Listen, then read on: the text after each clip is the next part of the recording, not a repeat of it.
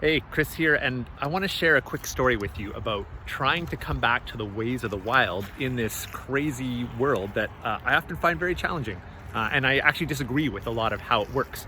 And yet I need to live in it, make a living, and try and live with values and authenticity anyways. And I'm going to leave you with a really simple, really short activity, very accessible. You can do it, doesn't cost anything, you don't need a course, and it has the potential to be quite profound.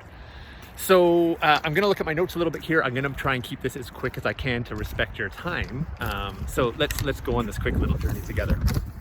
Long story short, I grew up in the suburbs, and I was quite privileged. You know, I'll own that. Growing up, I was very, very lucky. I had loving parents, but for whatever reason, I really found it challenging. I really struggled with the ideology of it. I knew it was unsustainable, both physically, the impact on the environment, and the impact on other people.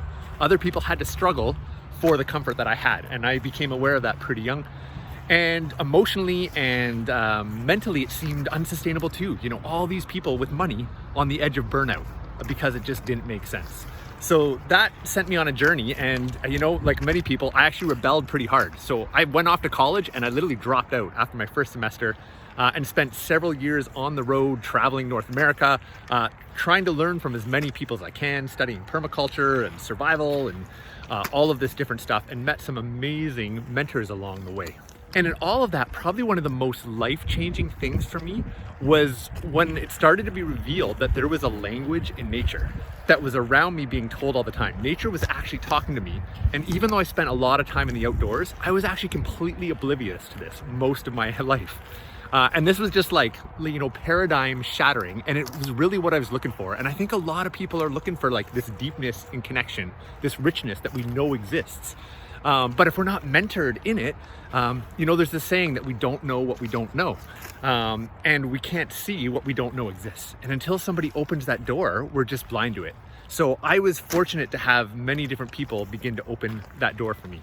So if I start to think about some of the big lessons for that in me though, you know, one of them is the idea that nature is always teaching, and there's such, you know, infinite wisdom in nature that's available to all of us, and it doesn't cost any money. We don't need gurus or teachers to necessarily even tap into it. Number two is that we do have to actually make a conscious choice to slow down and listen and ask good questions. Number three is that, as simple as that sounds, it actually can be quite hard in this modern world where, you know, we've got bills and everything's kind of pushing us to go, and we're dealing with reconciling all the crazy stuff we're hearing in the news.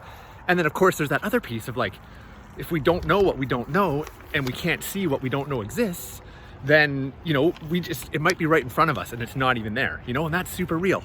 Number four is that mentors, you know, I believe the role of mentors is to actually open that door of possibilities for us, to open up that gateway of inspiration and passion, and to give us the tools to go on that journey on our own.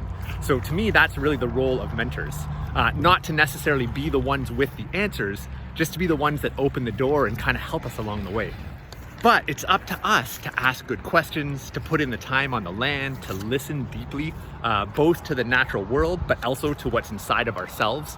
You know, what's our body telling us? What's our intuition telling us? It's up to us to do that, and then to do our best to consciously rebuild our lifestyle and the community around us that kind of puts the ways of the wild and values of this nature-connected life as the foundation of it all. It's up to us to do that. One piece of advice I want to share around that before I get into the activity is just to be gentle on yourselves. You know, most of us, and I think it's fair to say that, and you know, there's obviously exceptions, at least for myself, you know, I wasn't brought up in a culture that was very aware of the natural world. And when I started to feel this deep compassion, most of the people around me didn't even understand it. You know, they weren't questioning the world that I was. They weren't feeling, I shouldn't even speak for other people, but I felt like something was severely missing and there was something unsustainable, and I wasn't in a culture that really nurtures that. So be gentle on yourself as you go back, as you start to reclaim your connection to the earth and think about rebuilding things in a more holistic and authentic way. So that's one piece of advice there.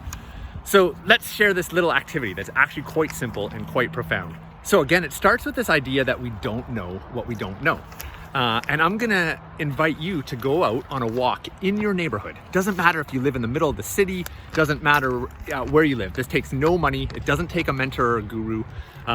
It's totally accessible. So you're gonna go for a walk in your neighborhood, and you're gonna ask nature to show you what you don't know and to open your awareness.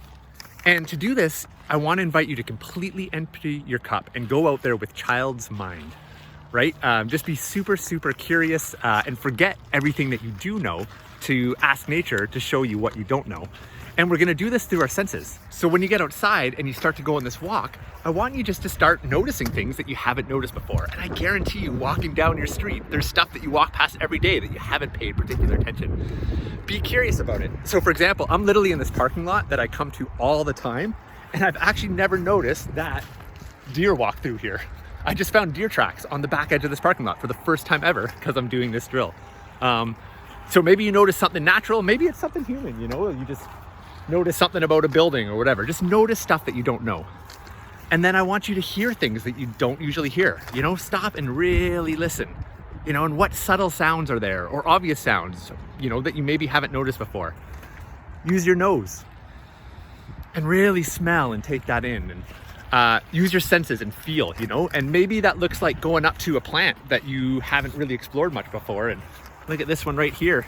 And I'm gonna look at the buds of that.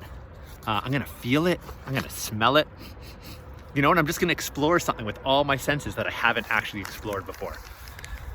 As simple as this activity is, you know, going into this child's mind and literally asking to be shown what we don't see, it can be quite a profound activity. So if you'd like to try this, I invite you to, if you feel open to it, sharing how it goes in the comments for this video.